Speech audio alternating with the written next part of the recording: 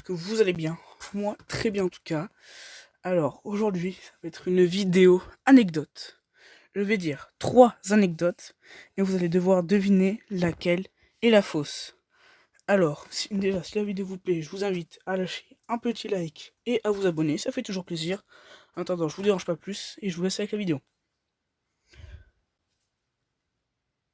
Alors, la première anecdote, ça concerne les bêtises.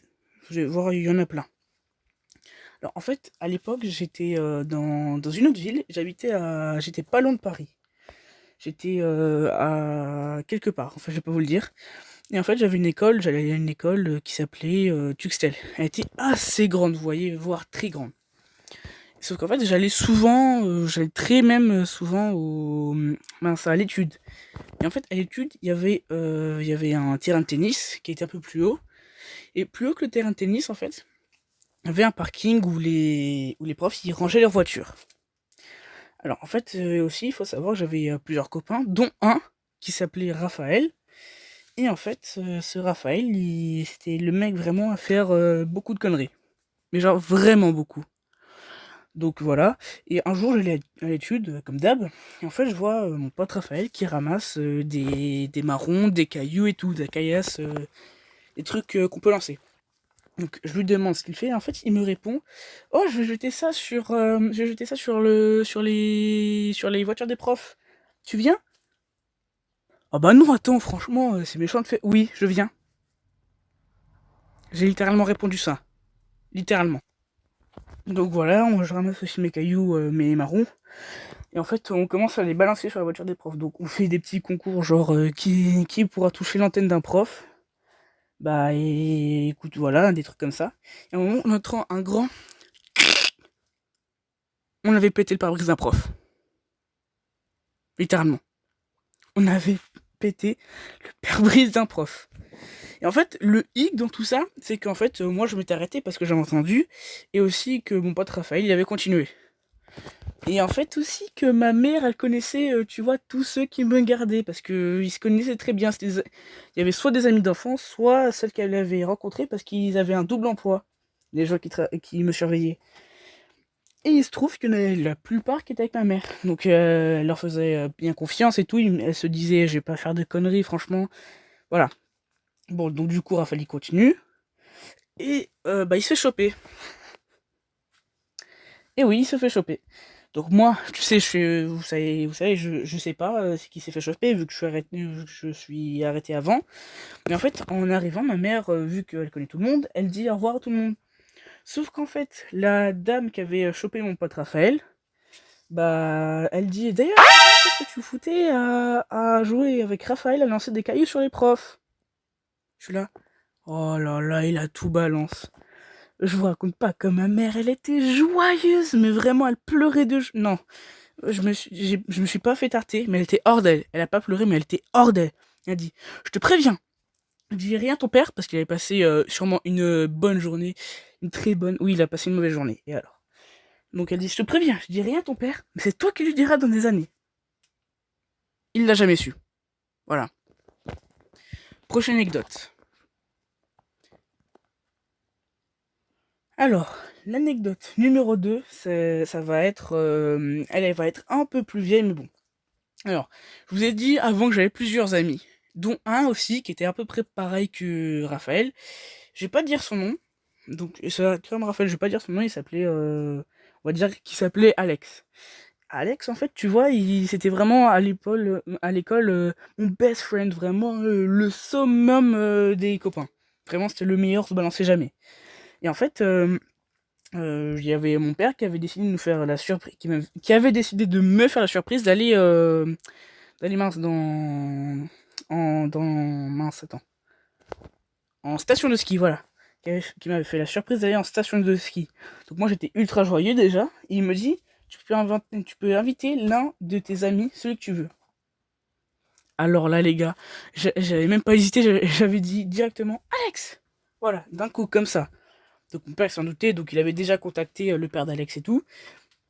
Et en fait, voilà. Et quelques jours plus tard, on est à la station de ski. Alors, on avait commandé un chalet. En fait, c'était un chalet, c'était un beau chalet. C'était un petit chalet qui devait faire, je sais pas, un truc je sais pas moi,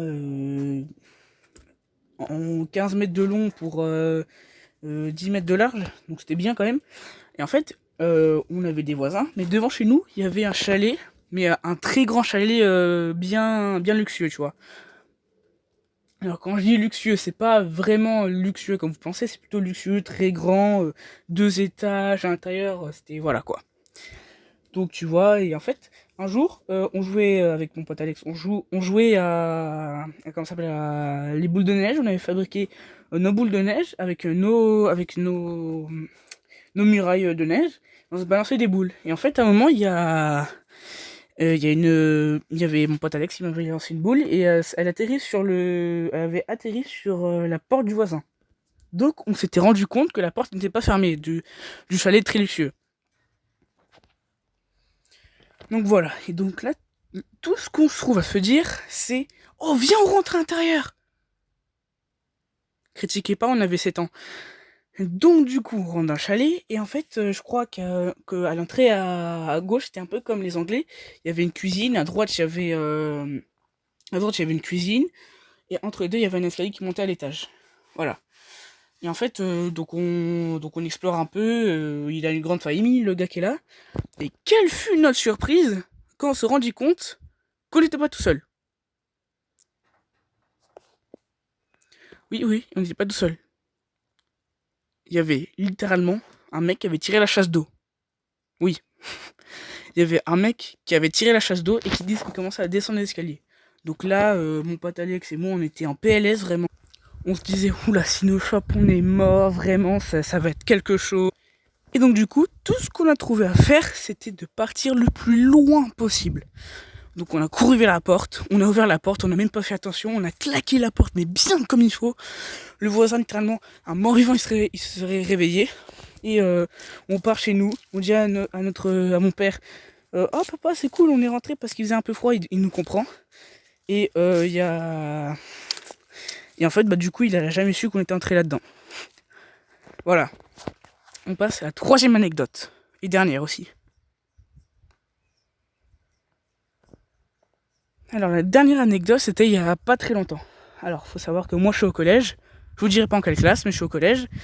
Et en fait, j'ai un pote. J'avais un pote, en fait, je vais pas dire son nom, je vais juste l'appeler le pote. Et en fait, on allait souvent manger chez sa grand-mère qui a un truc pas loin dans la ville là où on est. Et en fait, un jour, comme d'hab, on sort du collège. On se rend là où notre pote, où-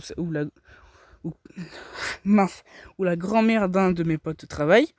Et en fait, pendant la route, on est à pied, donc pendant la route, voilà, on fait des petits challenges et tout. Et en fait, à un moment, on se rend compte qu'on n'est pas tout seul. Il y avait un mec en fait qui nous suivait. Donc, sur le coup, bon, écoute, c'est banal, quelqu'un qui prend la même route que toi, tu vois. Donc on connaît le trajet. Et en fait, arrivé un moment, ça fait plus de 5 minutes qu'on marche et le mec il est toujours derrière nous, tu vois. Donc voilà, moi je m'en rends compte, mais mon pote il s'en rend pas compte. Donc je lui fais pas part de mon mauvais pressentiment, donc on continue. Et en fait, faut savoir que du collège jusqu'à là où elle travaille, la grand-mère de mon pote, il y a 20 minutes. Et 10 minutes plus tard, ce mec, toujours, il nous suit. Il nous a vraiment pas lâché. Donc je fais part de mon pressentiment à mon pote. Donc tu vois, on accélère un peu. Et le mec derrière nous aussi, il accélère. Donc là, on accélère encore un peu. On n'était pas avec nos cartables. Hein. Donc on accélère encore un peu plus vite. Et le mec aussi, tu vois. Jamais on a couru aussi vite. Jamais j'avais vu mon pote courir aussi vite. Voilà. Et en fait, le mec, on l'a plus jamais revu. Mais c'était très flippant. Voilà. Bon, bah, c'est déjà la fin, hein, écoutez. Toutes les bonnes choses ne tuent pas, comme on le dit souvent. Bon, bah, avant que la vidéo ne se termine, j'aimerais vous rappeler de vous abonner, parce que ça fait extrêmement plaisir aussi, que ça fait longtemps que je suis à 12 abonnés. Et lâchez votre like. En attendant, je vous dis à plus pour une prochaine vidéo. Allez, moi je vous fais de gros bisous et ciao ciao!